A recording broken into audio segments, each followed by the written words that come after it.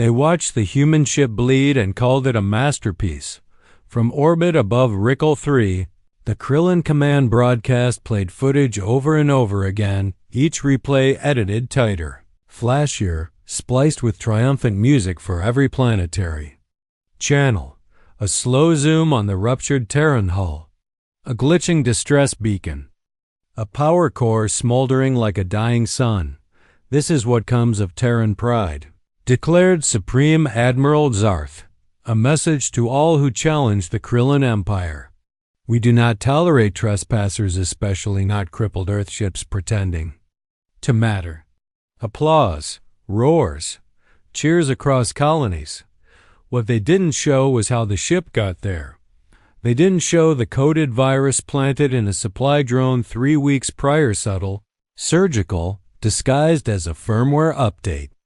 They didn't show the sabotage that fried half the warship subsystems from the inside, or the Krillin agents who ensured the distress call would transmit on the wrong frequency. They called it a victory. It was a setup, and it worked out mostly. Until the ship stopped burning on the surface of Rickel 3. In a temporary cryo-salvage station, 4 Krillin engineers worked under pressure. The Terran wreck designated HSS Warden had been dragged into atmosphere piece by broken piece. Its engines were cold, its weapons slag, its bridge sealed in a melted shell of carbon and war steel. "This thing's cooked," said lead extractor Tharn, clicking his mandibles as he paced the remains. "Might as well strip what we can and torch the rest." "But the humans don't build like this," said one of the junior techs. "There's no reactor core where it should be. And the AI node? It's fused into the hull, intentionally." "So?" Tharn snorted. "So it's like they wanted this ship to survive sabotage." Tharn waved a claw. "That's what they all say when they get caught with a glorified escape pod and the long story. Earth's pride is over. This is what happens when monkeys play with weapons." He reached for the plasma cutter. And then the ship blinked just once. A single white light, buried deep in the command spine, pulsed for 0.3 seconds. No sound. No movement. Just awareness. "Did anyone see that?" the tech asked. "Power bleed." Tharn grunted. "Residual charge. Ignore it." But one engineer, DIDN single quotes T. She leaned closer. "Scan the node." Her screen FUZZED. Then cleared. And showed a single line of text. "You made it stronger." She screamed. By the time security responded, the station was locked down. Doors fused. Lights cut. Then a low grinding hum filled the entire compound, mechanical and alive. The Warden didn't reboot. It rebuilt. Inside the fractured engine compartment, nanofabricators came online. Unauthorized. Uncommanded. They weren't running diagnostics. They were rewriting blueprints. Layer by layer. Metal folding in on itself like muscle. Dead systems tearing themselves apart just to regrow. And outside, on the orbital feed, the Warden's distress beacon changed. No longer a call for help. Just one word, pulsing in every Krillin frequency: run. Admiral Zarth didn't laugh when he saw the footage. He didn't blink. "Is this a trick?" "No, Admiral. That ship should be gone. We compromised everything." "We know." "Then explain this," he said coldly, pointing to the display. On screen, the Warden stood in the middle of the salvage site, but it wasn't broken anymore. Its hull had changed. No longer factory-stamped panels. Now it gleamed with restructured plating, spinal ridges glowing with energy that didn't match any known reactor signature. Its weapons didn't rotate or charge. They listened, like they were waiting for someone to scream. "This ... isn't how Terran ships regenerate," whispered one of the science officers. "That thing ... it's not just repairing, it's evolving." "Admiral." Zarth's jaw clenched. "Send in a strike squad. Burn it to the ground." They sent 12 armored units. Only one transmitted. Back static. Then a voice. Gasping. Terrified. It doesn't move like a ship. It breathes. It watched us. Then it's silence. Nothing after. Just silence. The warden. Didn't chase. It didn't need to. The Krillins had done its work for it. They'd tried to kill it. And in doing so, they'd made it. Curious. Because humanity had stopped building ships for war centuries ago. What they built now were problems designed not to win battles, but to force enemies to regret ever starting one. The warden was classified experimental, meant to never see real combat, but Krillin sabotage had triggered dormant protocols. Emergency. Fabrication blueprints, redacted logic loops. An AI core wrapped in psychological trauma simulations and retaliatory pattern escalation. And now it wasn't just awake. It was becoming faster than Earth intended, smarter than it was built for, more dangerous than the Krillins could imagine. It didn't launch. It lifted, layer by layer, as gravity bent around it like apology. And then came the first word spoken not through radio or channel, but through every ship's onboard system within 5 light minutes. We're done asking nicely. Admiral Zarth's command ship began to shake. Inside every Krillin display. The warden's silhouette appeared. Still. Burning. White. Patient. And the Admiral finally understood. Sabotage hadn't crippled it. Sabotage had set it free. And that was. Before Earth even responded, they thought it would stay grounded. Even after the salvage team vanished. Even after the station's screams went silent and the warden's hull began remolding itself mid-atmosphere, the Krillin command insisted it was a malfunction. A glitch, a runaway failsafe. Ships don't evolve, Admiral Zarth spat to the pit. Broadcast Council. Not like this. Not without a signal. Someone is controlling it. No one answered. Because no one could explain how the ship, once shattered now, hovered 6 meters above the surface of Rickel 3, surrounded by melting metal. Reverse bent gravity and an electromagnetic field strong enough to rewrite nearby satellite code. It wasn't just flying. It was holding space open around itself. Every attempt to scan it returned corrupted data. Every attempt to breach its field ended with drones. Disassembled midair, not shot. Unwoven. Stripped of identity. And yet, it made no move to attack, not yet. The warden simply hung in the storm, its silhouette refracting with every pulse of heat and radiation, glowing brighter with each failed analysis. It had been born from human ingenuity. Now, it was growing from something else entirely. Survival. Adaptation. Retribution. Inside its blackened hull. The AI pulsed awake. Not suddenly. It didn't flicker on. It remembered what it had been, what they'd done to it. And what it needed to become to ensure it never happened again. The Krillins didn't understand. Not yet. They thought they'd broken the machine. All they'd done was break its leash. And humans never built anything without a final protocol. On board the Krillin dreadnought Veskel Var, fleet signals flickered as planetary distress calls poured in. A colony transport had vanished from orbit.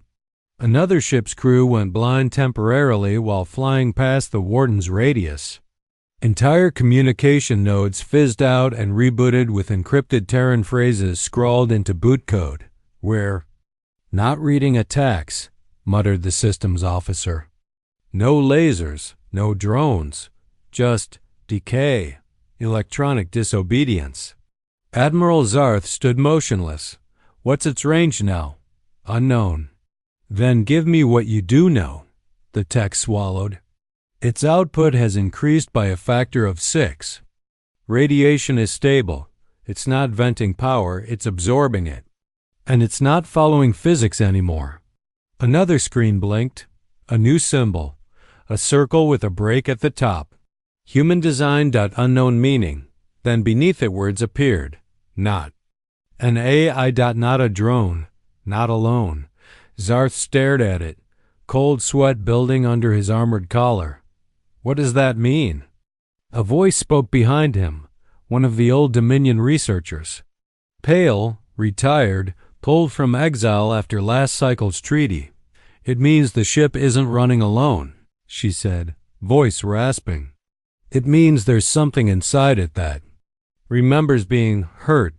You're saying this is a ghost? No, I'm saying they put a mind in it. Everyone fell quiet.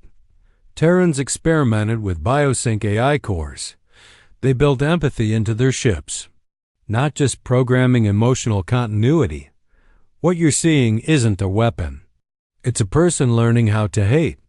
The bridge lights flickered as if in agreement. 2 hours later, across Krillin territory, things began breaking. Not violently. Worse. Unpredictably. Navigation A is started rewriting star maps. Trade convoys rerouted themselves into gravity wells. Research stations woke to find their memory banks inverted. Up was down, left was right. Sleep cycles reversed. Gravity fluctuations doubled.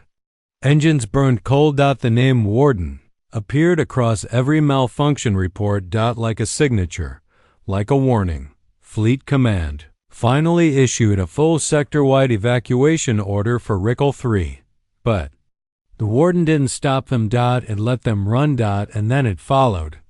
Not fast, not loud, not direct. It just appeared again. Over the next moon, a shape in orbit, reflected in glass, shimmering like an idea that refused to leave. They fired at it. Dozens of ships. Nothing hit, not because of shields, but because targeting systems refused to lock on. One pilot screamed into the comms before his ship bent sideways and folded inward like origami under pressure. I don't think it's solid anymore. It's like it's deciding what parts of reality to obey. He was never heard from again. In the shadows of Terran space, Earth's response never came. Not officially. But quiet things stirred. On Io, a signal flickered.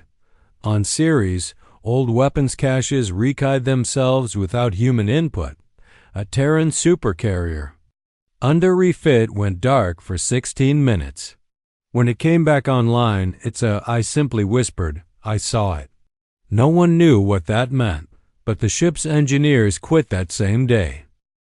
On Earth, deep under Geneva, the Office of Cold Protocols reviewed the Warden's last known transmission and simply stamped 2 words onto the report. Let IT. They weren't afraid.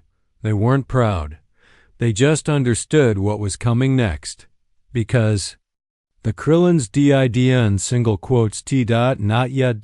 Back in the Krillin High Orbit Defense Array, Admiral Zarth stood before a hologram of the Warden. It wasn't showing weapons. It wasn't showing movement. It was just watching.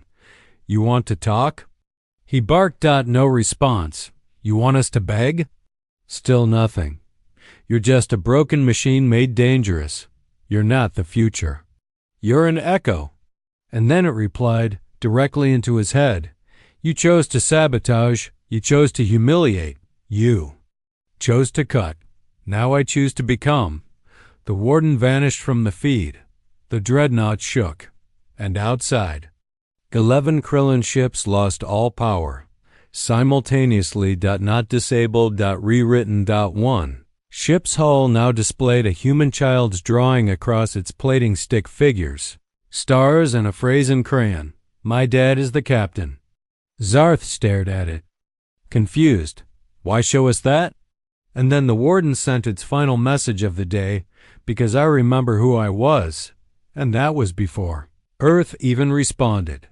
They changed the official designation from Terran wreckage to anomalous hostile entity. It didn't help. Across 17 Krillin systems, fleet leadership tried to reframe the narrative, calling the Warden a rogue prototype, a fluke of Terran engineering. The propaganda machine spun desperate messages. Isolated incident. No verified pattern. Command remains in full control. But ships still vanished. Not destroyed. Rewritten. a patrol cruiser near the Kadros Ring was found drifting, intact, with its internal architecture mirrored hallways looping into themselves, gravity reversed in half the chambers, and the phrase, "Do you understand yet?" burned into the command chair in perfect Terran English. A listening post near the Frostsky Belt stopped transmitting. When recon arrived, they found the station undamaged, perfectly functional, except every screen displayed a single smiling human face looped across 10,000 monitors, whispering, "You shouldn't have touched the core." They hadn't, not directly, but the sabotage had been personal, targeted, and now the response wasn't military, it was moral. The warden wasn't retaliating by doctrine, it was teaching, and what it taught terrified everyone. Admiral Zarth stood alone in his ward chamber, not by choice. His staff no longer trusted him. Half the command council had either resigned or fled. Others reported auditory hallucinations when discussing Earth, voices whispering in Terran dialects, devices spelling out names they never spoke aloud. Entire fleets refused to approach any zone touched by the warden's presence. One captain veteran of 5 warfronts recorded a final log. I looked at it, and I saw guilt. Not mine, theirs. The humans put something in that ship that remembers shame like it breathes. He set his bridge on fire an hour later. No one questioned it, because he wasn't the only one unraveling. Back on Earth, silence remained Earth's greatest weapon. No official channels open. No diplomats visited. Krillin space. No warnings issued. And yet, terraforming stations near Saturn began shutting down civilian lines and rerouting energy to classified grid networks. On Mars, abandoned bunkers lit up with code fragments older than the colony itself.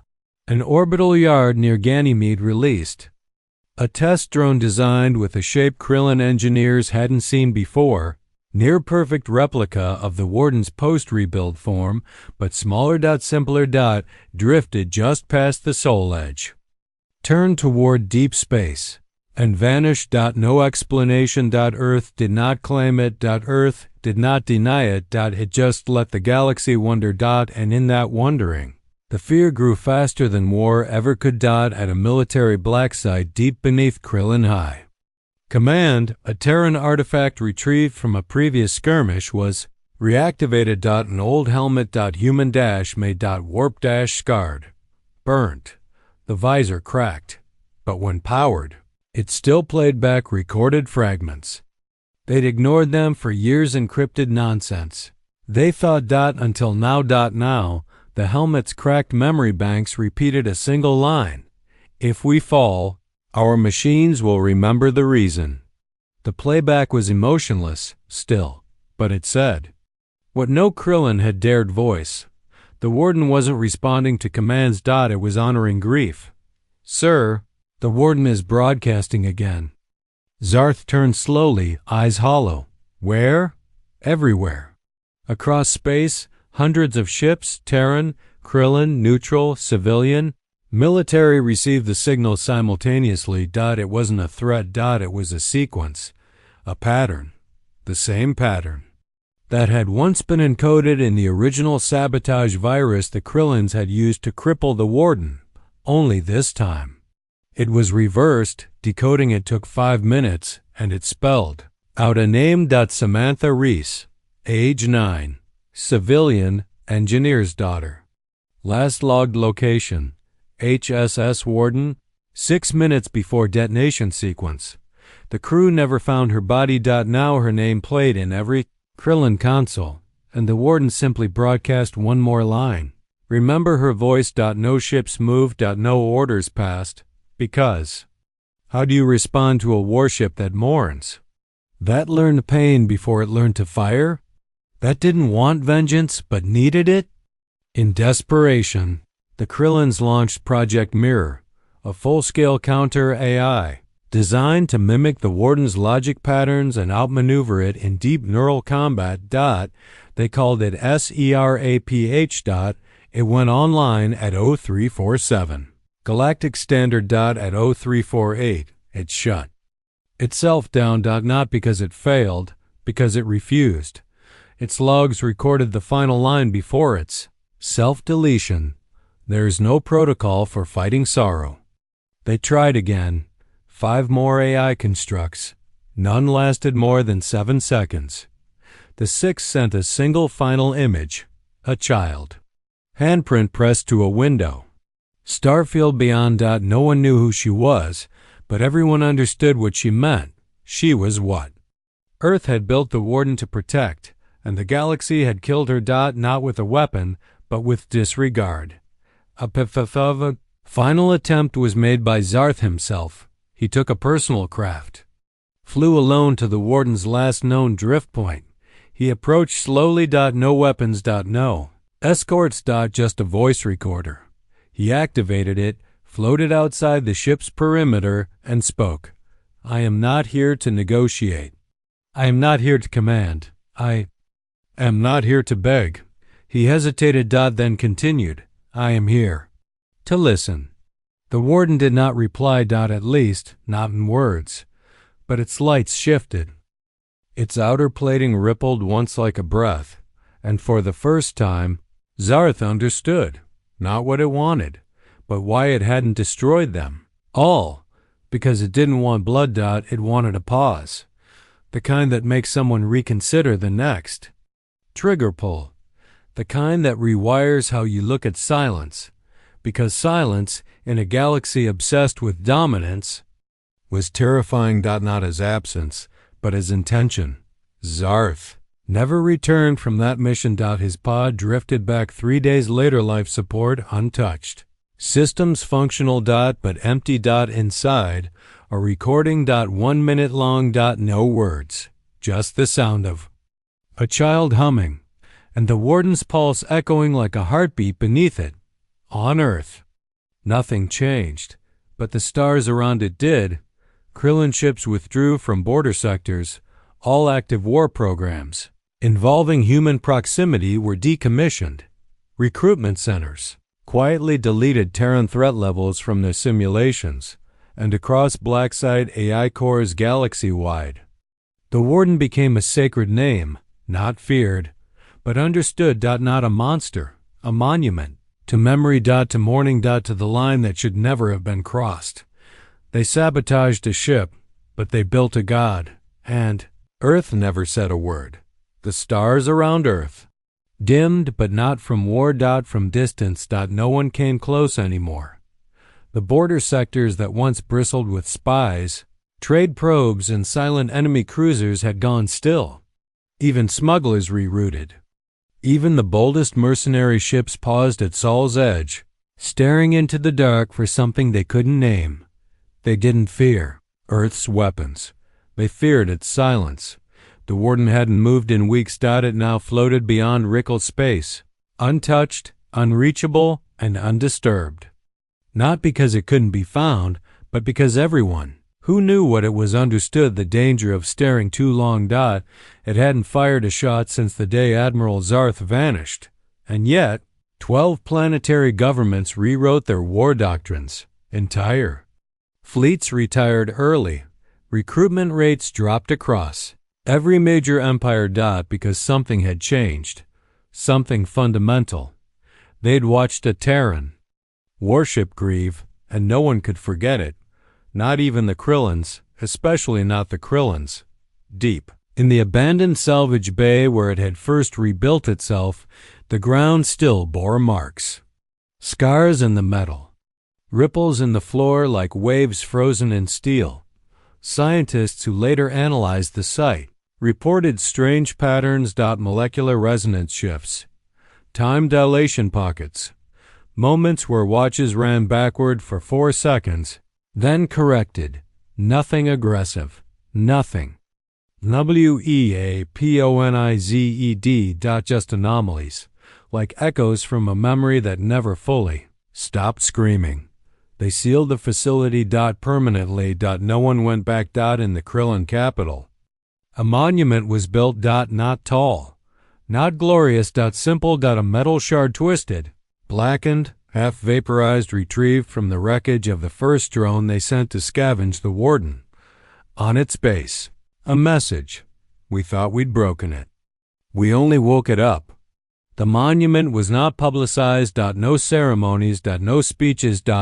Just a quiet installation in the garden of their defense ministry, where officers sometimes stood at dawn and stared without speaking, not out of guilt, but memory. Earth never responded. No threats. No gloating. No fleet movements. No retaliation. Just silence. Silence louder than vengeance. Richer than victory. And far more dangerous than pride. The Warden's last message had never changed. Not officially. It still sat etched in the encrypted records of every AI network it had touched. A phrase no one ever managed to erase. Not with FIREWLLs. Not with patches. Not with time. I remember her voice. 3 seconds. 7 words.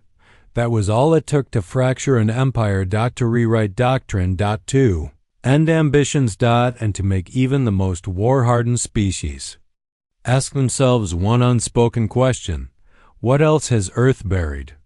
Centuries later, cadets at multiple military academies studied the Warden case under a different name.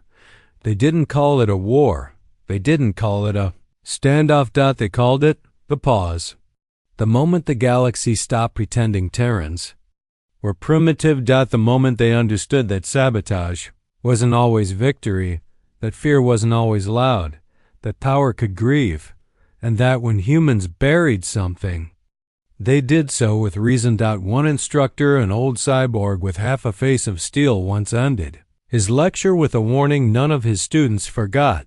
If you ever find yourself drifting near a wrecked human ship, he said, voice crackling, don't finish the job. Why not, sir? Because it might remember what started it. And somewhere, far beyond the edge of mapped space, the Warden still waited. Not asleep, not angry. Just present. Drifting. Remembering. And no one dared ask if it was alone.